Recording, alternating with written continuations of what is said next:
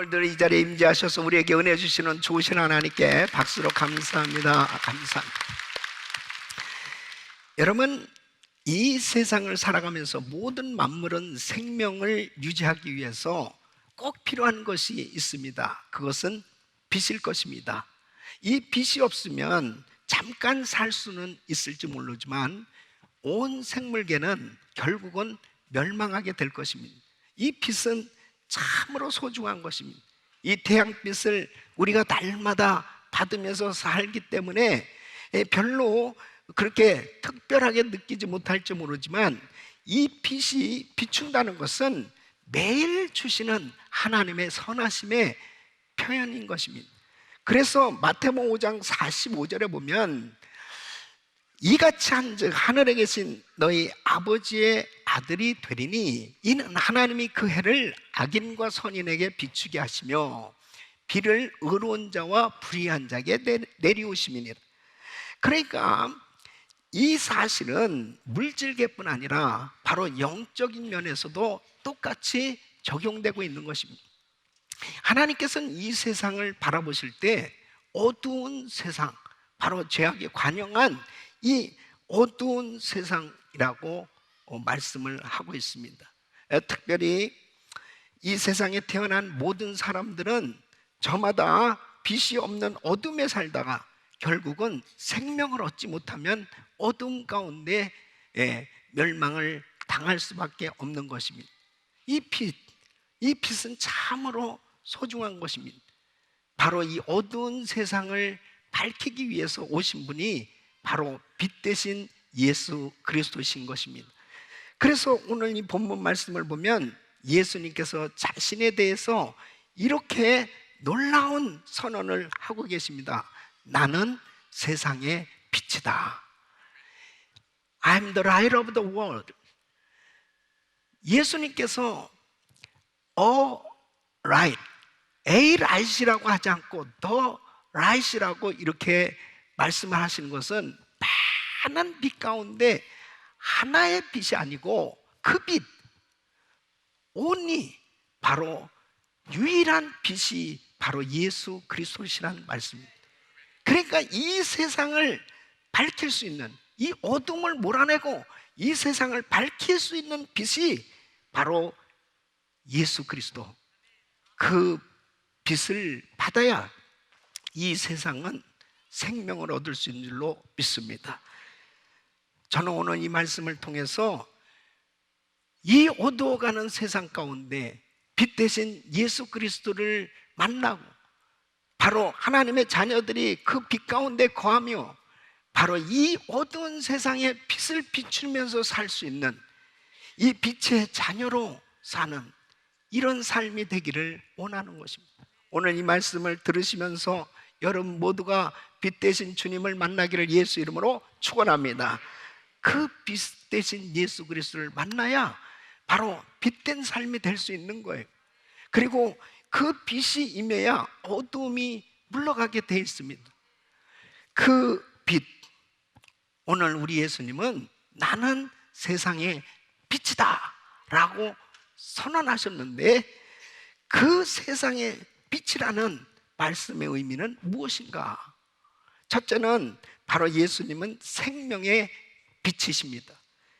여러분, 빛이 주는 가장 큰 혜택은 생명입니다. 빛이 있는 곳에는 생명의 역사가 있어요.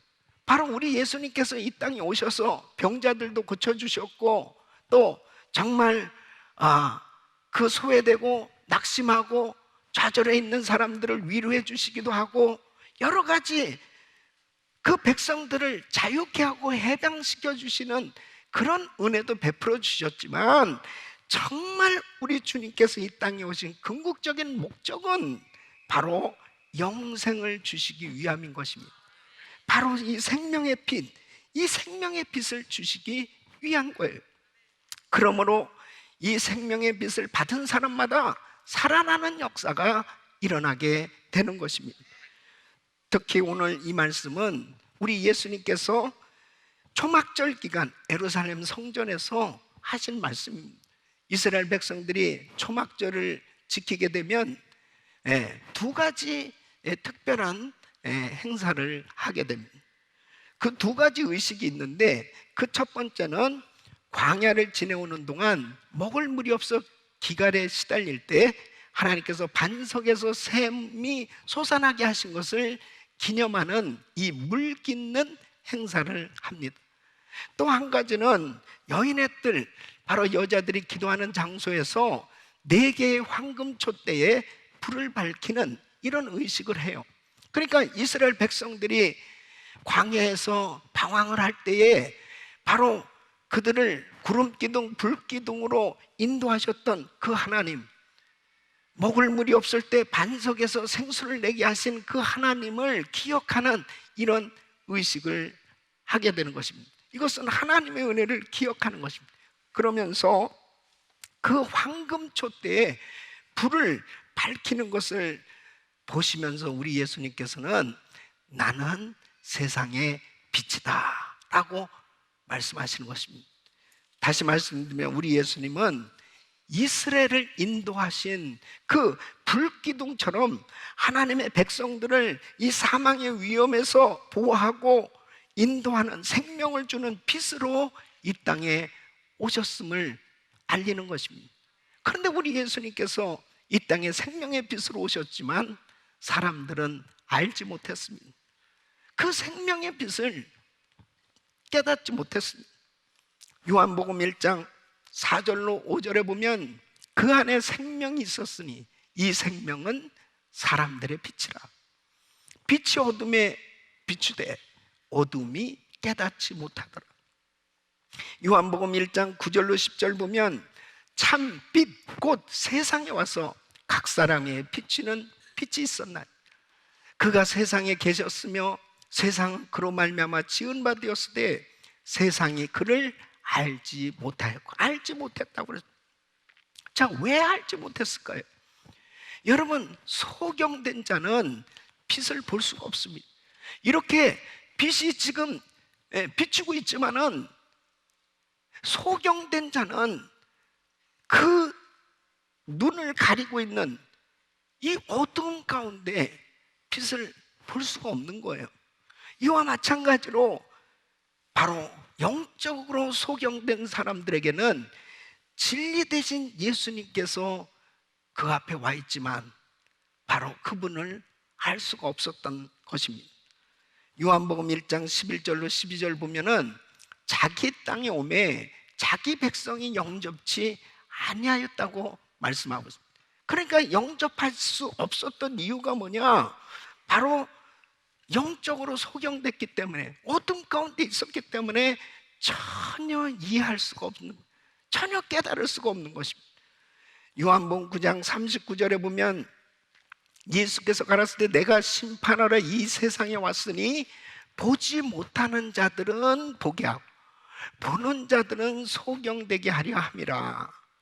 고린도후서 4장 3절로 4절 보면 만일 우리 복음이 가리웠으면 망하는 자들에게 가리운 것이라 그 중에 이 세상 신이 믿지 아니하는 자들의 마음을 혼미케 하여 그리스도의 영광의 복음의 광채가 비추지 못하게 함이니. 그리스도는 하나님의 형상입니다. 그러니까 바로 이렇게 복음을 전해도 바로 이 빛 대신 예수 그리스도에 대해서 말씀을 증거해도 바로 그 빛 대신 예수 그리스도를 깨닫지도 못하고 알지도 못하고 그리고 받아들이지도 못하는 그러한 영적인 소경 상태로 있는 이런 안타까운 이 세상을 우리 주님께서 보시고 바로 나는 세상의 빛이다 그렇게 말씀하십니다.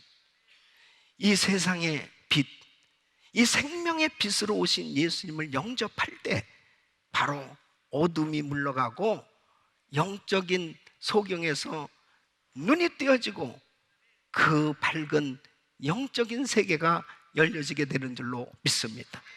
그래서 요한복음 1장 11절로 12절 보면 영접하는 자, 곧 그 이름을 믿는 자들에게는 하나님의 자녀가 되는 권세를 주셨습니다.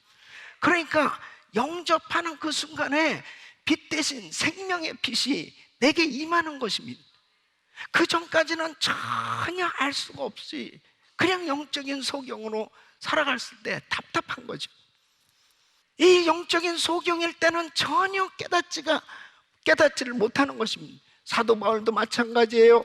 그는 율법사였습니다. 바리새인이었습니다. 성경에 대해서 얼마나 잘 아는 박사였습니다. 그런데 예수 그리스도에 대한 바로 복음에 대해서 영적으로 소경된 자가 되니까 예수 믿는 사람들을 핍박하고 교회를 핍박하면서 그렇게 지냈던 사람이, 그런데 어느 날 바로 그에게 생명의 빛 대신 예수님께서 나타나신 거예요.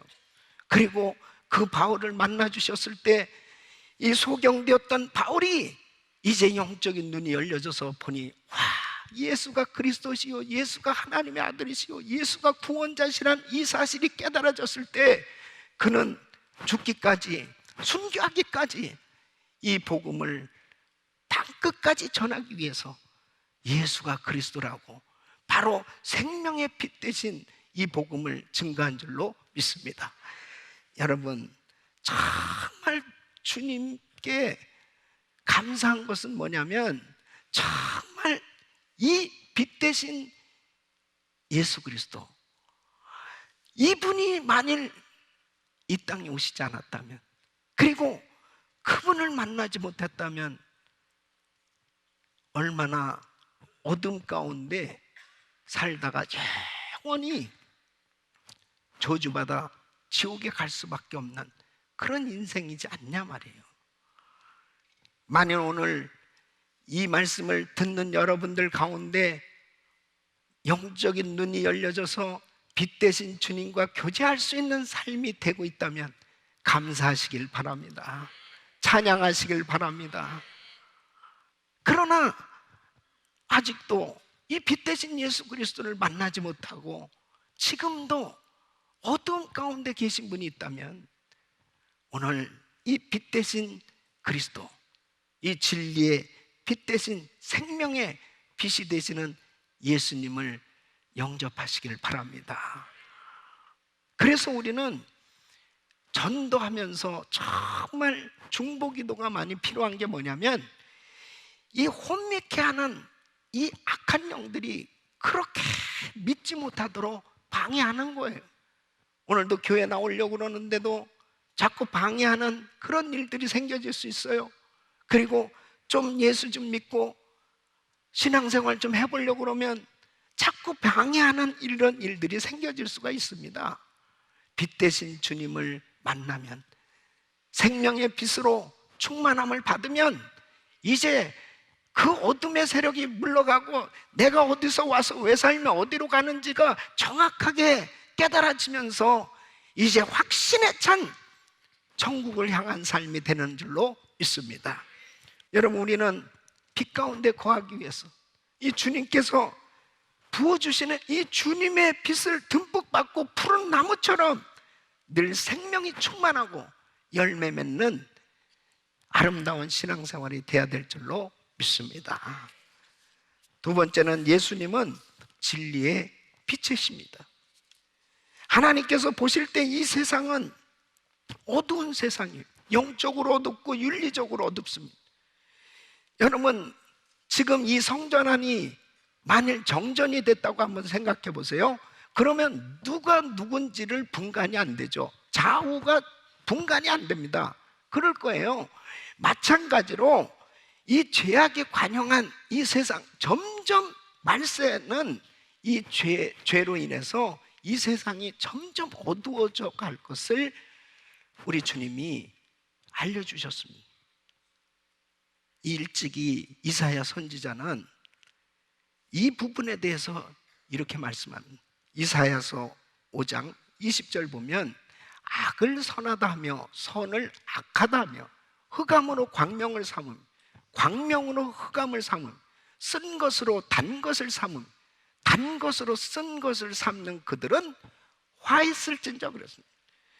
여러분, 선과 악을 분별하지 못하고 선을 악이라, 악을 선이라 하는 이 타락을 경험하게 될 것을 말씀하는 거예요.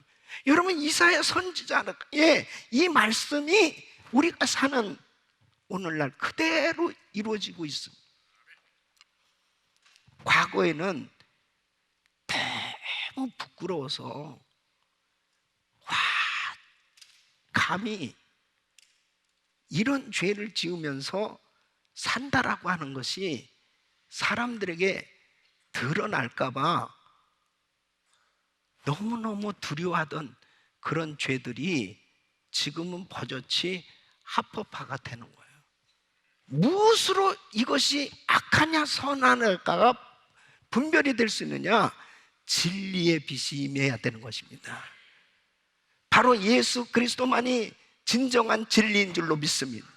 하나님의 말씀만이 진정한 진리예요. 그래서 이 진리의 빛이 비춰졌을 때 비로소 깨닫게 되는 것입니다. 아, 이것이 악이구나, 이것이 선이구나. 그러기 전에는, 이제는 도무지 분간하기 어려울 만큼 이 세상은 타락해가고 있는 거예요. 여러분, 어떻게 미국이 이 지경이 됐을까요? 이젠 미국뿐 아니라 전 세계가 그렇지 않습니까? 어떻게 세계가 이렇게 타락해 가고 있을까요? 우리가 살고 있는 이 미국은 청교도들에 의해서 세워진 나라입니다. 성경적 가치관을 가진 지도자들이 참으로 정치, 경제, 사회 모든 영역에서 정치하고 가르치고 그러면서 참 하나님이 기뻐하는 나라로 세워졌는데 1960년대 들면서 존 F 케네디가 자유라고 하는 비명 아래 공립학교에서 기도하고 예배 드리고 그렇게 하던 모든 것들을 다 폐지시키기 시작했습니다. 자유인데 꼭 그렇게 하나님 앞에 기도해야 되냐? 또 어느 특정 종교에만 그렇게 믿도록 해야 되느냐? 이런 식으로 하기 시작하면서 결국은 완전히 이 미국은 이제 가치관의 기준이 흔들리기 시작합니다. 혼란스러워지기 시작합니다. 그러면서 무섭게 타락해 가기 시작했습니다. 여러분, 이 혼란스러운 이 죄악이 관영한 세상에 유일한 빛, 바로 진리의 빛 대신 예수 그리스도께서 함께 하실 때 이 세상은 밝아질 수 있는 것입니다. 그래서 요한복음 12장 46절 보면 나는 빛으로 세상에 왔나니 물은 나를 믿는 자로 어둠에 거하지 않게 하려 함이로라. 요한복음 9장 5절에 보면 내가 세상에 있는 동안에는 세상의 빛이로다. 이 진리의 빛이 임해야 깨닫게 되는 것입니다. 여러분, 예수님께서 공생에 3년 동안 사역하실 때에 보십시오. 누가복음 19장에 보면은 삭개오는 그런 세리장이었습니다. 부자였습니다. 아니, 자기 그냥 쟈비예요. 뭐 다들 그렇게 사는 건데 그러면서 그냥 살았다고요. 근데 바로 이 삭개오가 주님을 만났어요. 이 진리의 빛이 그 가정에, 그 심령에 임하니까 저절로 이런 말을 해요. 제가 토색한 것이 있으면 4배나 갚겠습니다. 저의 소유의 절반을 가난한 자들에게 나눠주겠습니다. 뭐가 잘못됐다는 것을 진리의 빛이 임하니까 그때서야 깨닫게 되는 것입니다. 여러분, 오늘날도 마찬가지예요. 자기가 교만한지 자기가 잘못 살고 있는지 이걸 잘 못 깨달아요. 예, 잘 못 깨닫습니다. 진리의 빛이 임하고 성령께서 역사하시면 그때서야 비로소 내가 너무 교만하구나, 내가 너무 잘못 생각하고 있구나, 내가 잘못 길을 걸어가고 있다는 사실이 깨달아지면서 회개가 되어지기 시작하는 것입니다. 마귀에게 짓눌려 살던 사람들, 어두운 가운데서 오늘날도 마찬가지입니다. 똑같이 악한 원수마귀는 그렇게 사람들을 어두운 데로 이끌고 있는 것입니다. 그 가운데서 막 고통 가운데 살아갈 수밖에 없는 그 마귀에 눌린 자들을 자유케 해주셨던 주님, 그 진리의 빛이 임하니까 마귀가 떠나가는 것입니다. 누가복음 8장 2절에 보면 막달라 마리아, 7 귀신이 나간 자 막달라인이라 하는 마리아라 그랬습니다. 보십시오. 7 귀신 들리면요 제대로 생활하기가 어렵습니다. 얼마나 고통스럽겠습니까? 근데 진리의 빛 대신 그리스도 앞에 나오니까 막달라 마리아를 짓누르고 괴롭혔던 이 귀신이 떠나가는 거예요. 그러면서 진정한 자유함을 얻고 주님의 참 제자가 됐던 걸 볼 수 있습니다. 오늘도 여러분을 묶고 있는 모든 흑암의 세력들이 예수 이름으로 떠나가게 될 줄로 믿습니다. 진리의 빛이 임해야 됩니다. 진리의 빛. 사랑하는 성도 여러분, 진리의 빛이 임해야 모든 것에서 회복되는 줄로 믿습니다. 요한일서 1장 7절 말씀 보면 저가 빛 가운데 계신 것 같이 우리도 빛 가운데 행하면 우리가 서로 사귐이 있고 그 아들 예수의 피가 우리를 모든 죄에서 깨끗하게 하실 것이요.